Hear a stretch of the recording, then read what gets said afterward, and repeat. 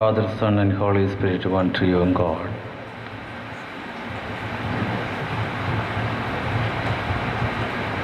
Your Beatitude, Metropolitan Tikhon, the Primate of the Orthodox Church of America, Your Grace, Zacharias Marnikolaos, Your Grace, Euris Markourelos, Very Reverend Dr. K.M. George, Director of Sobhana Academy, and Drs.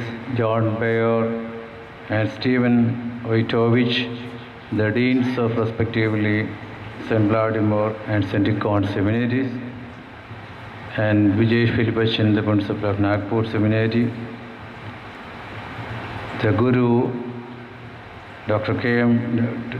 T.J. Joshua Achan, and all the respected rabbis, members of the Shastram, and priests, and the beloved, all the beloved in Christ. I consider it as a privilege to give a felicitation in this august occasion. I am thankful to K.M. Georgian for the same. K.M. Georgian has invited me for some programs of Sobhana Academy here many times, but I could not make it up, not deliberately, but sometimes the things so happen that it coincides with some other meetings. Anyway, in this august occasion, he invited me to be also the part of this assembly and give a felicitation. I have a few thoughts in my mind. I think if I convey in English, I may not be satisfied whether I have conveyed it fruitfully. So therefore, I ask pardon from Bishop Metropolitan Tikhon and Father John Bayer and Father Stephen that I will be speaking in Malayalam after this. Of course, I have a dream about Sobhana Academy, which I describe, maybe I may give in one sentence at the end. Okay, so hope you will excuse me. എനിക്ക് ഒന്നാമത്തെ സന്തോഷമുള്ളത്, എനിക്ക് വളരെ ആശങ്കയുണ്ടായിരുന്നു. വന്യനായ ജോഷുവാച്ചൻ വളരെ പ്രതീക്ഷയോടെ ആരംഭിച്ച ഈ Sunday school കെട്ടിടം എൻ്റെ കാലത്ത് വിറ്റുതൊലച്ചു എന്ന് ആരെങ്കിലും പറയുമോ എന്നുള്ള പേടി എനിക്കുണ്ടായിരുന്നു. അത് പാടെ നീങ്ങി എന്നുള്ളതിൽ ഞാൻ ദൈവത്തെ സ്തുതിക്കുന്നു.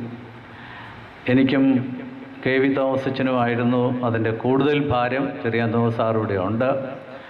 ഞങ്ങളുടെ മേലാണ് അതിൻ്റെ കൂടുതൽ ഭാരം ഉണ്ടായിരുന്നത്. വളരെ പ്രതീക്ഷയോടെ വളർത്തിയെടുത്ത വന്യനായ ജോഷുവാച്ചന് വളരെ കഷ്ടപ്പെട്ട് വളരെ പ്രതീക്ഷകളോടെ വളർത്തിയെടുത്ത ഈ സ്ഥാപനം ഞങ്ങളുടെ കാലത്ത് അത് മറ്റൊന്നിനായിട്ട് വിറ്റു എന്നുള്ള നിലയിൽ ഭാവി ചരിത്രം എഴുതുമോ എന്നുള്ള ആശങ്കയുണ്ടായിരുന്നു. എന്നാൽ ആശങ്ക വളരെ മാറിക്കിട്ടിയതിൽ വളരെ ദൈവത്തെ സ്തുതിക്കുന്നു. അഭിനന്ദനായ ഇവാനിയോസ് തിരുമേനി കാലം ചെയ്യുന്നതിന് മുമ്പ് അനേക പ്രാവശ്യം എന്നെ വിളിച്ചിട്ടുള്ളത് ഈ ഒറ്റ കാര്യത്തിന് വേണ്ടിയാണ്. അച്ഛൻ ചുമതലയെടുത്ത് നേതൃത്വമെടുത്ത് ഇത് ബസേലിയോസ് ദയറായോട് ചേർക്കപ്പെടണം. എന്തുകൊണ്ടോ അദ്ദേഹത്തിൻ്റെ കാലത്ത് അത് സാധിച്ചില്ല എങ്കിലും അത് ആ നിലയിൽ തന്നെ ചേർക്കപ്പെട്ടു എന്നുള്ളതിൽ സന്തോഷിക്കുകയും അതിൽ കൂടെ സഭയ്ക്ക് വലിയൊരു സംഭാവന ഉണ്ടാകുവാൻ ഇടയാവുകയും ചെയ്യുന്നു എന്നുള്ളതിൽ സന്തോഷിക്കുന്നു. അതിൻ്റെ ചുമതലക്കാരായി പ്രവർത്തിക്കുന്ന എല്ലാവരെയും അഭിനന്ദിക്കുകയും ചെയ്യുന്നു. എൻ്റെ മനസ്സിൽ ഒരു കാര്യം മാത്രമേ ഉള്ളൂ പറയാനായിട്ടുള്ളത്. സെമിനാരിയുടെ പ്രിൻസിപ്പൽ എന്നുള്ള നിലയിൽ ഞാൻ ചുമതല എടുത്തു കഴിഞ്ഞപ്പോൾ പല ആൾക്കാരും പ്രിൻസിപ്പൽ എന്നുള്ള നിലയിൽ അങ്ങനെ ചെയ്യണം ഇങ്ങനെ ചെയ്യണം എന്നുള്ള നിർദ്ദേശങ്ങൾ പറയുകയുണ്ടായി. ഒട്ടേറെ പേര് നമ്മുടെ സഭ ഇങ്ങനെ പോയാൽ പോരാ എന്ന് ഒട്ടേറെ പേര് അഭിപ്രായങ്ങൾ പറയുകയുണ്ടായി. പക്ഷേ അഭിപ്രായം പറഞ്ഞവരൊക്കെ അവരുടേതായൊരു മറുപടി അവർക്കുണ്ട്. എന്താണ് അവർ മറുപടി പറയുന്നത് അറിയാമോ? കത്തോലിക്കാ സഭയെ നോക്കി പഠിക്കുക. അവരെന്തെല്ലാം കാര്യങ്ങൾ ചെയ്യുന്നു. അവരൊട്ടേറെ വിശുദ്ധന്മാരെ പ്രഖ്യാപിക്കുന്നു. അവരെങ്ങനെ ഒട്ടേറെ കാര്യങ്ങൾ ചെയ്യുന്നു. അതുകൊണ്ട് ഓർത്തഡോക്സ് സഭ അതുപോലെ ചെയ്യണം. അതിന് അച്ഛൻ്റെ സ്വാധീനം എവിടെയെല്ലാം ഉണ്ടാകാമോ അത് ഉപയോഗിക്കണം. അൾത്താരയിൽ നിന്ന് കബറുകളിലേക്ക് ഇപ്പോൾ തന്നെ ഒട്ടേറെ നീങ്ങിക്കഴിഞ്ഞു.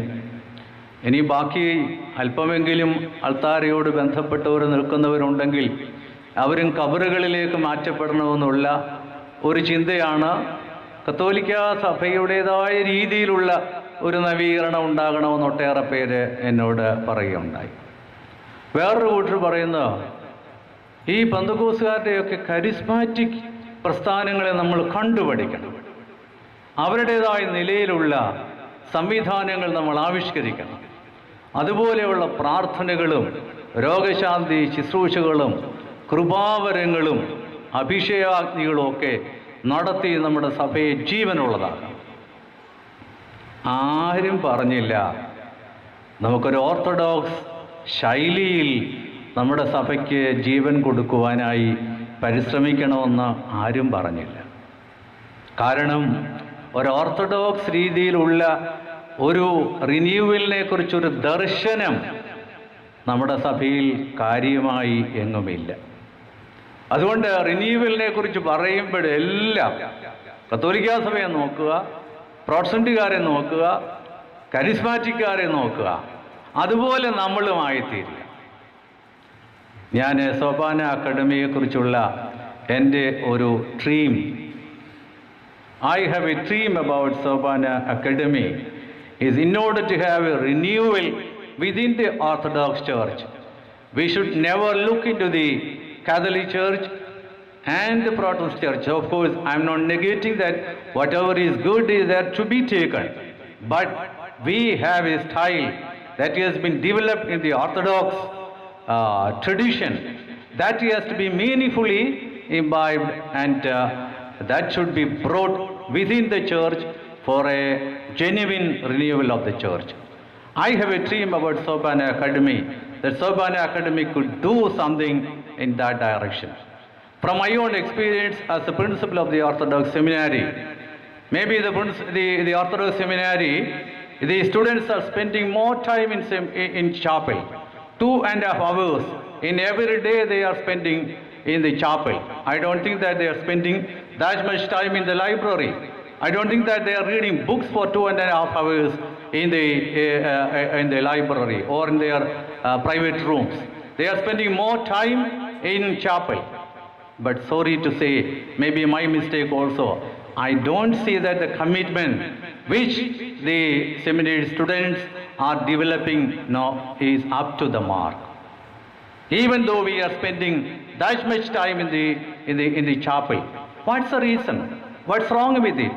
Is the structure of the worship, or it may be the deficiency of the commitment of the children who are coming to the seminary? Whatever the reason, I do not know.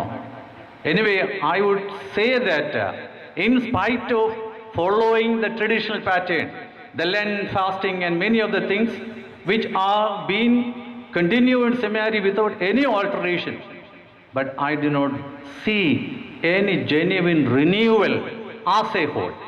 Maybe the teachers who are teaching there, they also have their own mistakes.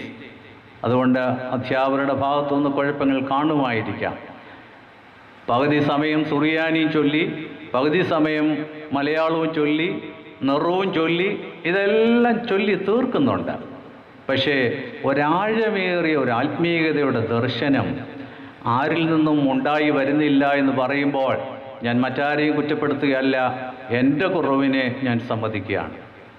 ഈ വലിയ കുറവ് നികത്താനായിട്ട് ഒരു genuine model of orthodox spirituality എവിടെങ്കിലും ഉണ്ടായെങ്കിൽ, സോപാന അക്കാഡമിയിൽ കൂടെ കുറച്ച് നാൾ കഴിയുമ്പോൾ ആരെങ്കിലും വന്ന് പറയാണ്, അച്ഛാ, we have a genuine model of renewal in the Sobhana Academy, not only in producing the literature, but also continuing the lifestyle of the Orthodox way, and we can adopt that thing, and that should be a model to our seminary students. If that could be done, I would say Sobhana Academy will be a great success, and this academy could give a great contribution to the future of the church.